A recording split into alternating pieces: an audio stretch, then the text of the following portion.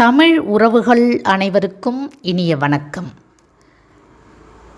சங்க இலக்கியம் 10 பாட்டு நூல்களுள் மதுரை காஞ்சி ஒரு புறநூல். 10 பாட்டில் அடியளவில் பெரியதும் இதுதான். 782 அடிகள் இடம்பெற்றிருக்கிறது. பாண்டியன் நெடுஞ்செழியனுக்கு நிலையாமையை உணர்த்துவதற்காக மாங்குடி மருதனரால் பாடப்பட்ட நூல் இது. இந்த நூலில் மதுரையின் அழகையும் வளத்தையும் கூறுவதோடு மட்டுமல்லாமல் மதுரையின் ஐவகை நிலங்களை பற்றியும் எடுத்து எம்புகிறது.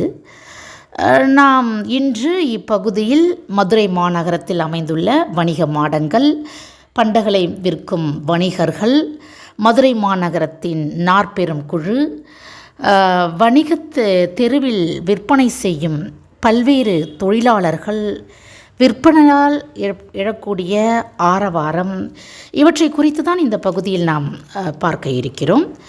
பாடலுக்குள் நாம் சென்று விடலாம்.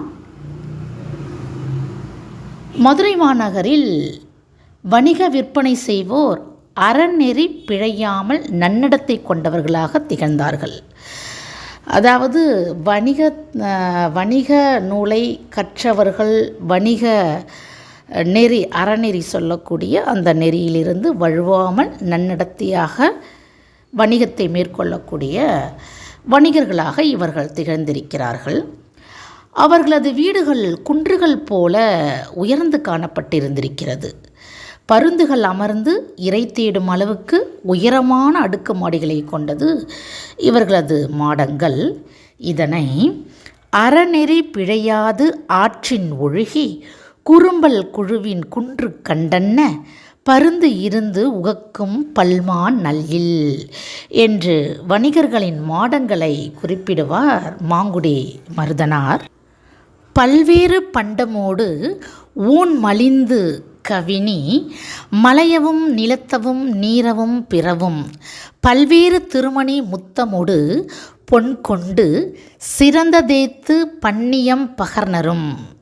அதாவது பல வகையான பொருட்களுடன் பல உணவுகளும் மிகுந்து அழகாயிருந்தன இந்த வணிகருடைய மாளிகைகள். இங்கு மலைப்பொருட்கள், நிலத்தில் கிடைக்கும் பொருட்கள், கடலின் வழியாக வரும் பிற நாட்டு பொருள்கள், இது மட்டுமல்லாமல் மணிகளையும் முத்துகளையும் பொன்னையும் வாங்கி கொண்டு பிற சிறந்த தேசத்திலிருந்து வரும் பொருட்களையெல்லாம் கொண்டு இந்த விற்போர் வாழும் வணிகத் தெருவானது அழகுடன் மிளிர்ந்தது என்று மாங்குடி மருதனார் அவர்கள் இந்த பாடல் வரிகளில் குறிப்பிட்டிருப்பார். பயிர் செய்து பெற்ற பொருள்களை பண்டம் என்றும், கைவினைப் பொருட்களை பன்னியம் என்றும், பண்டம் மற்றும் பன்னியம் இந்த இரண்டிற்கும் உள்ள வேறுபாட்டை மதுரை காஞ்சி நமக்கு மிக தெளிவாக எடுத்து காட்டுகிறது என்றே நாம் கூறலாம். அடுத்து நாற்பெரும் குழுவை கூறியிருப்பார் மாங்குடி மருதனார் அவர்கள். மதுரையின் ஒரு பகுதியாக இருந்த மோகூர் அரசவை இங்கு மழை இடையராது பெய்வதன் காரணமாக தவறாமல் விளைச்சலை தரக்கூடிய ஊர்தான் பழையன் என்னும் குறுநில மன்னன் ஊர். இந்த மோகூர் என்று சொல்லக்கூடிய ஊர். இந்த அரசவை நான்மொழி கோசரி வீற்றிருக்கக்கூடிய அரசாக இது இருந்திருக்கிறது.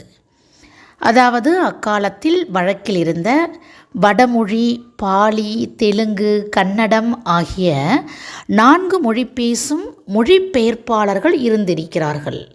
அவர்கள் தம் வாய்மையால் சிறந்திருந்திருக்கிறார்கள். அதுபோன்று மதுரையில் பாண்டிய மன்னன் அவையில் நாற்பெரும் குழு ஒன்று அமைக்கப்பட்டு இருந்திருக்கிறது. மழை ஒழுகு அரா பிழையா விளையுள் பழையன் மோகூர் அவையகம் விளங்க நான்மொழி கோசர் தோன்றி அன்ன தாம் மேன் தோன்றிய நாற்பெரும் குழுவும் என்று குறிப்பிடுகிறார் மாங்குடி மருதனார் அவர்கள். இந்த நாற்பெரும் குழு மேன்மக்கள் வாழ்ந்த நார்திசை தெருக்களிலும் நடந்து கொண்டே விற்போரும், துணியை பரப்பி பொருள் கிடத்தி விற்போரும், கடை வைத்து கலைத்தொழில் செய்து விற்போரும் என பலதரப்பட்ட வணிகர்கள் வணிகம் செய்திருக்கிறார்கள். அதாவது யார் யார் என்று பார்த்தால், சங்கை அறுத்து கடைந்து வளையல் செய்வோர், பவளம் போன்ற மணிகளை கோப்பதற்கு ஓட்டை போடக்கூடியவர்கள், தங்கத்தை சுட்டு அணிகலன் செய்வோர், தங்கத்தை உரைத்து பார்த்து மதிப்பீடு செய்யக்கூடியவர், வேட்டி முதலான கலிங்கம் விற்போர், கலிங்கம் என்றால் ஆடை என்ற பொருள், செம்பாலான பாத்திரம் விற்போர், மகளிர் சட்டையில் மணிமுடித்து அழகுபடுத்தக்கூடியவர், ஓவியம் தீட்டியும் படிமம் செய்தும் விற்கும் கண்ணுள் வினைஞர் மற்றும் பலரும் சிறிதும் பெரிதுமான துணிகளை விரித்து விற்பனை செய்திருக்கிறார்கள். மக்கள் கடலலை போல நடமாடுகையில் அவர்களின் துணி விரிப்பு கடைகள் கடலோர மணல் போல காணப்பட்டன. இந்த நாற்பெரும் தெருவில் பலரும் கூடி நிற்றலால் உண்டாகும் பெரும் ஆரவாரமானது வளைந்த கண்கள் கொண்ட பறையை உடைய கோடியர் சுற்றத்துடன் வாழ்த்தும், கோடியர் என்றால் கூத்தர், இந்த கூத்தர்கள் தங்களுடைய சுற்றத்தார் கூட வாழ்த்தும் குளிர்ந்த கடல் சேர்ந்த நாட்டை உடையவனும் பனைமாலை அணிந்தவனுமாகிய சேரன் அரசவையில் கற்று உணர்ந்த சான்றோர்கள் கூடி தருக்கம் செய்தால் எப்படி இருக்கும்? மிக ஆரவாரமாக இருக்கும் அல்லவா?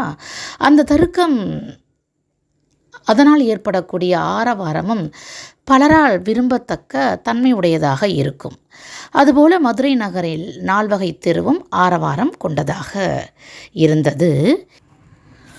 கொடும்பறை கோடியர் கடும்பு உடன் வாழ்த்தும், தன்கடல் நாடன் ஒன்பூங்கோதை பெருநாள் இருக்கை விழுமியோர் குழி விழைவுகொள் கம்பலை கடுப்ப என்று குறிப்பிடுகிறார் மாங்குடி மருதனார் அவர்கள்.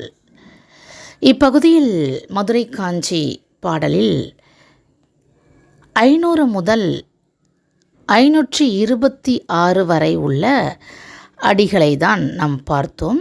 இதில் மதுரையில் அமைந்துள்ள வணிக மாடங்கள், பண்டங்களை விற்கும் வணிகர் மற்றும் நாற்பெரும் குழு, வணிகத் தெருவில் விற்பனை செய்யும் பல்வேறு தொழிலாளர்கள், விற்பனையால் எழும் ஆரவாரம் குறித்து தான் இந்த பகுதியில் நாம் இதுவரைக்கும் பார்த்தோம். நன்றி.